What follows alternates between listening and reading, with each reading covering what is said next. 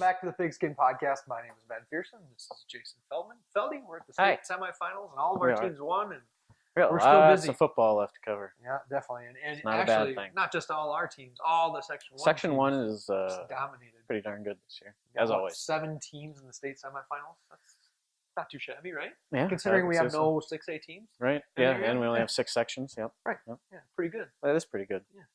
But we don't do good math back here in sports. And honestly, our 4 local teams, I'd be surprised if any of them lost this week. I would too. The way they're playing and the matchups that they have, but I know you're gonna pick against some of them though.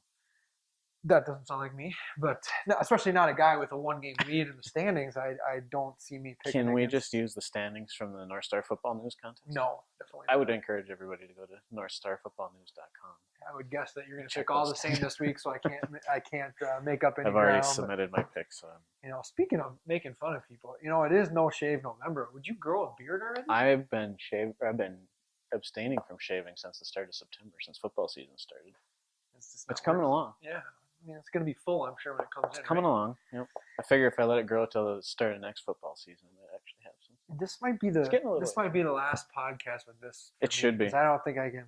I don't. The wife likes it long, but I don't. So I might be getting rid of it here. Maybe even before I head to the prep bowl or the semifinals this week. Dye it blonde or something. I may have done that with my hair in college at one point.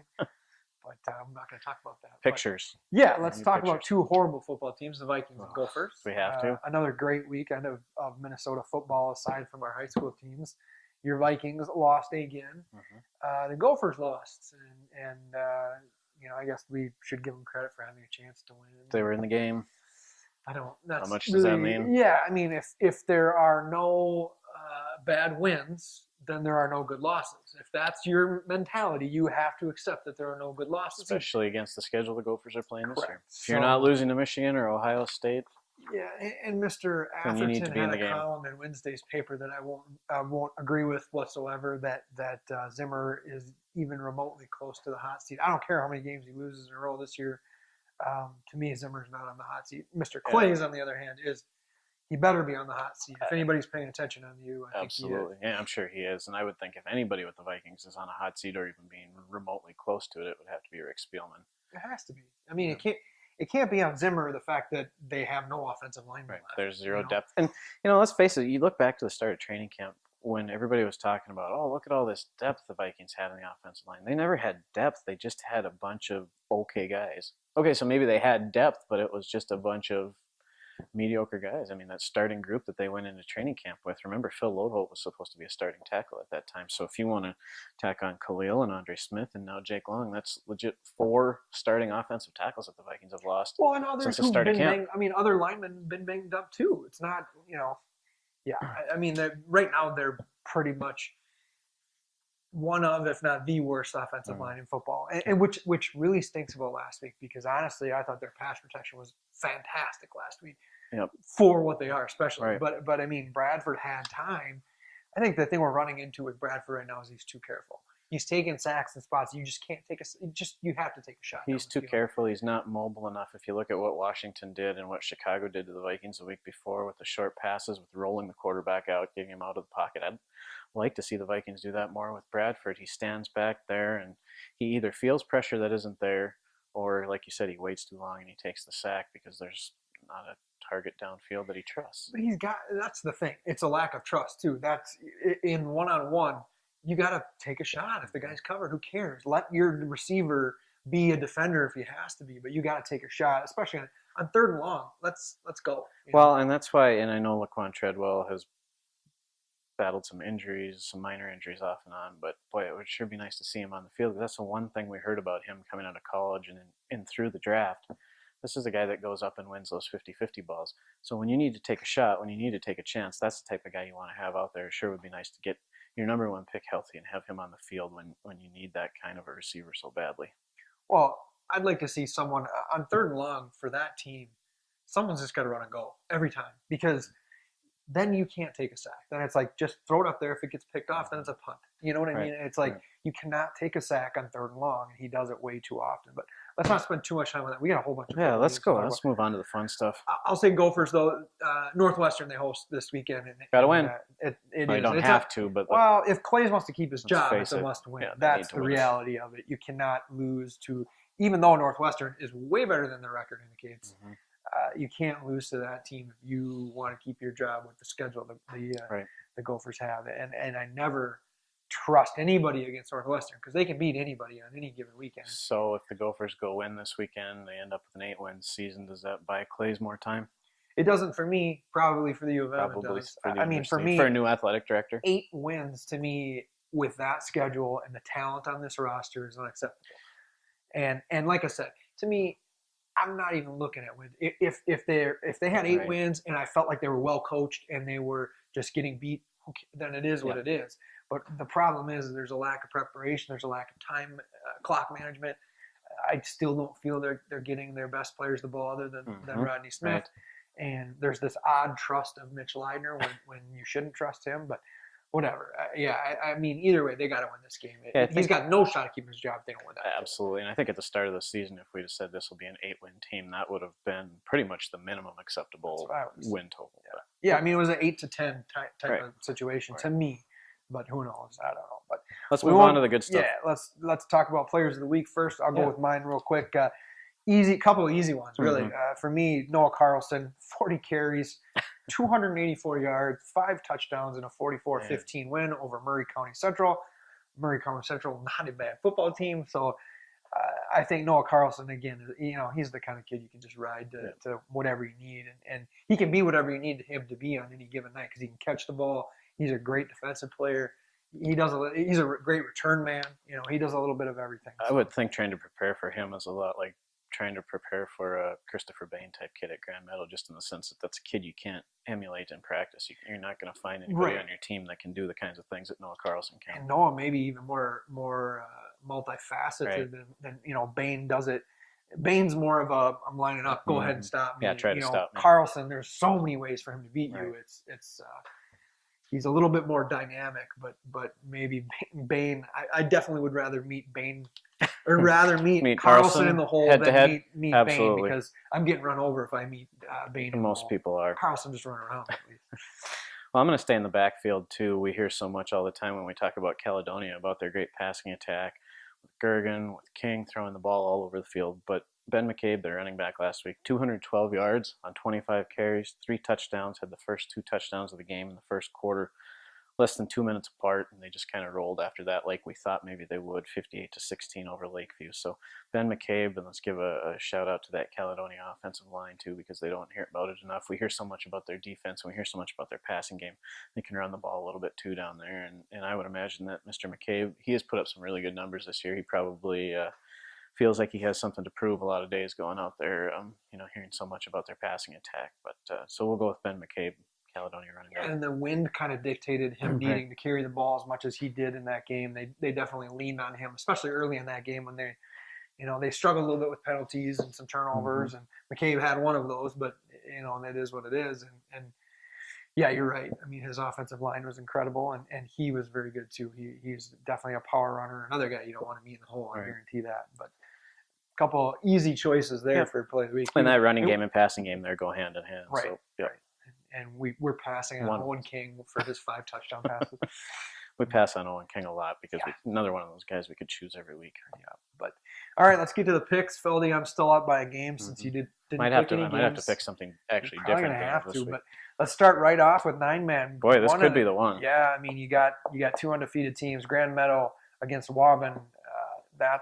Boy, is that going to be a game. That's a Friday game. You'll be there. Friday at 9 a.m. Number 1 against number 3. Yeah, you'll be there bright and early Friday morning at US Bank Stadium. And I know from talking to Gary Sloan, the coach down at Grand Meadow today, they have a ton of respect for Waban. If you think back to last year, these teams met in this exact game. It was played up at St. Cloud State. Grand Meadow ended up winning 35-20, but it was tied at halftime. And in fact, Waban had a touchdown lead right down to about the last minute of the first half. And I know Coach Sloan said that they scored with about a minute left to tie it up 14-14 at halftime. And he said, I went into the half thinking, okay, I think we've taken their best shot. Maybe let's come out and see what we can do. And Grand Meadow did pull away a bit in the second half, but the one thing he said to me when I spoke with him today that stuck out was, hey, as a coaching staff and our kids, our players know that Waban is fully capable of beating us. So, I don't think this will be the 44-7 type game that we see Grand Meadow win a lot of time, but I'm sticking with the Larks. We can't pick against the defending state champs. They haven't lost in, how many years? I don't know. I think you and I might have both been in high school the last time they lost. I'll take the Larks. I think it's going to be close, but I'll take Grand Meadow by a couple scores, maybe similar to last year, 34-20. Yeah, I mean, I want to say if someone's going to beat them, but I know Cleveland's probably going to be who's waiting for them in the final. Although all 4 teams left in 9-man are unbeaten. So, but Mr. Courier's been talking a lot of smack about on behalf of Over the in Clippers. Mankato. Yeah, he likes the Clippers. Well, that's fine. Cleveland quarterback has like 48 passing touchdowns. Yeah, they can play a little ball. They can sling it around, wing it around the field a little bit. Yeah, I'm going Grand Meadow. I think this is going to be a great football game. Mm-hmm. I think you're going to get an absolute treat with this game. I'm going to get there about 6 in the morning, I think, just to get my spot. I'm going to go 45-35 Grand Meadow. I think like I said, I think this is going to be a heck of a football. I think this is going to be a highlight of your day. You think they'll sell out US Bank Stadium? They should. But that's be more entertaining than watching the Vikings there. Those 2 towns combined probably fill like one section maybe. But speaking of which, you think these kids are excited to play at US Bank Stadium? They should be there, and fans should be pumped. Oh, yeah. You can go watch football at that stadium. You could sit there all day and watch football. $14. From 9 in the morning till probably, 10 o'clock at night? Or later, Friday since they've Saturday. only allotted 2.5 hours for games, which is ridiculous, high school league. Please, what are you doing? We had 3 hours allotted over at Gustavus on Saturday. Not enough. We started the game 25 minutes late. What's going to happen for that last game of the day when you've clearly not allowed enough time for your games? Well, you remember the years when they played the prep bowl and tried to play all 6 games or whatever it was in a day? Yeah, you had games starting at 9 o'clock at night. Got us feeling it's going to be a mess. That's why I wrote on the Lured preview that the game is scheduled to start at 2 o'clock because there's no chance that game's starting at 2 o'clock. Not going to start at 2. But let's move on. Anyhow. Class A, Rushford Peterson versus Browerville Eagle Valley. RP, I think they're getting in the finals now. Once they get there, they're going to have a heck of a battle. But I don't see Browerville having anything more than what Murray County Central had. And they blasted Murray County Central. So, everybody's going to be a little tighter playing at US Bank Stadium, but I'm still going to go with Rushford Peterson, 28-14. Boy, almost nailed that right on the button there, Pherson. 27-15 RP, I agree. It's for so many of the reasons we mentioned about when we talked about Noah Carlson and just how good that rushing attack is at RP, the job that their line does, and they mix in a few passes here and there. I agree with you for all the reasons you mentioned. I think RP wins this game by a couple touchdowns and goes on to the prep bowl. All right, Class AA. Caledonia 12-0 versus Barnesville 11-0. This is number 1 versus number 2. Not the QRF, but we know how that goes. So, Feldy, you're up first. This is, again, if someone's beaten Caledonia, this is it. I would agree with that. I don't think it'll happen, but I agree with you. I think you're right. Just looking at Barnesville, the way that they can run the football, the way they can pass the football, I know there's a lot of respect there for the multiple offensive threats they have. But we heard it from Coach Fricky down in Caledonia last week, too. He raved about the speed that Lakeview team had, and Caledonia handled it really well. You mentioned it earlier. They win so many of those one-on-one battles. I mean, you could look across the field, like you said, and a lot of times all 11 guys will win their battle. Yeah. And just the dedication, the strength, the speed, just the overall package that Caledonia is. I don't think Barnesville really comes close. 44-20 Caledonia. Ooh, I went 41-19 Caledonia. And that is kind of coming close for a Caledonia opponent. If Barnesville scores 19, I'm sure they'll be, I'm sure they might not be excited. But, that Caledonia, that defensive line, just watching them last week and getting to sit there and actually watch them closely, they won. All 4 guys won beat the guy lining up across them every play. And it's like you want to double Ezekiel Ott, but you can't because those other guys are just, they're darn good too. So, I don't see anybody stopping Caledonia this year. Well, just read the story that Pat Ruff wrote. Is it in Thursday's paper? It's in today's paper. Yep. Thursday's paper. About the tradition that Caledonia and Grand Meadow have. The first 2 paragraphs of the story kind of tell the story with Grand Meadow talking about Zeke Ott being in bed at about 8:15. Pat trying to call him, because he's up so early in the morning to get to the weightlifting. That was late for Ruff to be up. That is pretty late for him, actually. Yeah. He usually falls asleep at his desk about 7:30. Yeah. All right, Class AAA. Rochester lured Eagles, Mhm. 11-0 versus Dilworth, Glendon Felton, 11-1. As soon as I get done with this podcast, I'm going to be on the phone with their coach. So, Feldy, me first. Well, you know I'm not picking against the Eagles. No. I do think, again, I think you're going to see some closer games than you might expect because of nerves at playing in the big stadium and on that stage. That said, I just think that defense is too tough. I'm going to go Lure 28-7. Yeah, I agree with you there on Lured's defense. That's done it for him all year. It did it for him last week. They shut out a really good football team last week, Jackson County Central. I think Two-ranked football team. Right. I think DGF maybe gives them a little bit more of a run, but in the end, that Eagles defense kind of takes over and wins it 23-17. All right, Class 4A, Winona is 10-1 after their upset win last week. They take on Corey Cold Spring 9-3. They kind of had an upset last week too. Yeah, I got both those games wrong in the picks. I think I did too. I'm all aboard the Winhawks bandwagon. We talked about it last week. If they hadn't played the number one team in the state, we were going to pick them both. I think we were both going to pick them. And we should have done it anyways. They went up and shut out South St. Paul. No reason for me to think they don't do something similar this week. I'll take the Winhawks 27-10. That line's going to dominate both sides. That's the thing. It's like even if they're outmatched, the skill position guys, their line keeps them in the game. And both of their lines keep them in the game, and they're just big and physical, and they can sling it enough to beat darn near anybody, I think. So I'm going to go with the Winhawks as well. I'm going to go 30-21 Winona. I think it'll be a decent game. A little closer than a lot of these games, I think, are going to be a little closer than we are getting to the time where most of these games are closer than you might expect, or as close as maybe you would expect a state semifinal to be. All right, Class 5A, Mankato West versus Spring Lake Park. Two more unbeaten teams. Mankato West 11-0, Spring Lake Park 11-0. We've also got Owatonna versus Elk River. Owatonna 9-2, Elk River 11-0. Owatonna maybe a little bit of a surprise last week. You can't call Mankato West a surprise. I don't think so. No, but they beat a very good team in Matamina. They really did. One that you and I both thought they'd lose to. So right? Got to call it at least an upset in our eyes. Yeah, but good for West. Yeah, good for those guys. Wasn't me first on the This is West you game. First on the West game. I'm going West. I do think Spring Lake Park is a very good football team going through. They play a lot of big schools. They're not going to roll over, that's for sure. I think this might be the closest game that we have in the area this week. I'm going to go Mankato West 28, Spring Lake Park 27. Well, I was thinking of picking West, but I got to make up a game on you somewhere here and see if we can get tied. This is the one. Heading into the Prep Bowl next week, this is the one. Like you said, this might be the best game that we see of the ones that we've talked about this week. So I'm going to take Spring Lake Park by a late score, 28-21. All right, Elk River, Owatonna. That's you.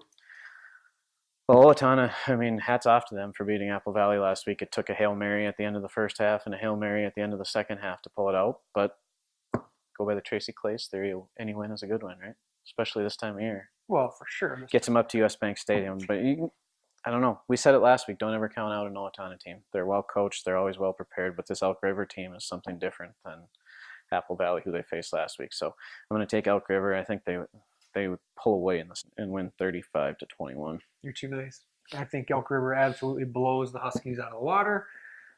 No offense to anyone in Owatonna, but I really do think this is I think Elk River is a team that you could throw them in that 6A tournament, Absolutely. and I would love to see how they'd compete against. They would compete against some of the best because teams you saw what they did to the then ranked number 1 St. Michael Albertville team. They were ranked number 1. It was like a 45-0 game. Yeah, just blew them out. And they did the same thing in the section finals against them. So I'm going with Elk River 51-7. No confidence in the Huskies. No, I have no confidence in the Huskies. But that's more of what Elk River is. I like Owatonna. Owatonna parents just they get on my nerves sometimes. They've never had a call go their way. But that is true. I love a lot of Owatonna athletes actually. So whatever. Those wrestlers over there will come and get you when they see it. No, but I like all the wrestlers from Owatonna. So. All right, Felly, that's it. We're running long on time here, so we're going to wrap her up. And by the way, this many teams, we're going to be back next week. We got no choice. And if anybody wants to watch these games, I believe they're being broadcast on the internet. If you go to the Minnesota State High School League site, they have Prep 45. But you got to pay this week. Last week they were free. This week you got to pay. But go up there. Watch some football. $14. $14 if you're going to pay $10 to watch or whatever it is online, go up there. Better than paying $75 to go watch the Vikings. Well, that's what I'm saying. You're not going to get in that stadium for anything cheaper than that. Some really good football games too. Yeah. All right. Thanks for watching, and we will be back next week for the Prep Bowl. I don't know when we're going to record that though. That's the issue. Tuesday, I guess. Tuesday. Wednesday. All right. Thanks for watching. We'll see you next week.